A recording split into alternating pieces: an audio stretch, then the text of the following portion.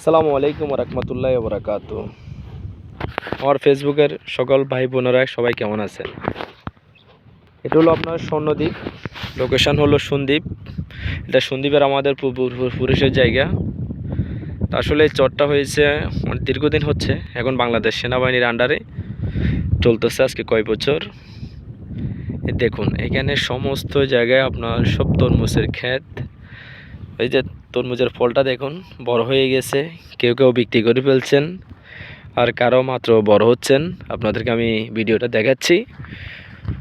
আসলে জায়গাটার মধ্যে তরমুজটি এত যে মিষ্টি সীমার বাহিরে, মানে বাংলাদেশের এক নম্বর জিনিস ফল যদি বলা হয়, আমার মনে থেকে হয় যে সেটা হবে আপনার এই স্বর্ণদ্বীপে।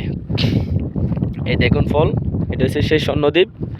মানে এত পরিমাণ মিষ্টি আপনাকে আমি আর বলে বোঝাতে পারবো না। যদি আপনারা স্বর্ণদ্বীপের তরমুজ বলেন, চট্টগ্রাম, ঢাকা, বিভিন্ন ডিস্ট্রিক্টের ভাইরা যদি খেয়ে থাকেন, তারপরে বুঝতে পারবেন যে আসলে এটা কেমন জিনিসটা, আমার কথাটা কি আসলে বাস্তব কিনা।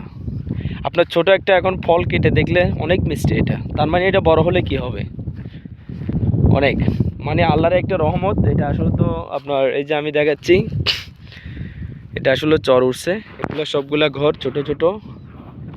এই যে তরমুজের ভাইরা এখানে সবাই থাকে। এখানে আবার সামনে এই নিজন দ্বীপে একটা মসজিদ হয়েছে সামনে।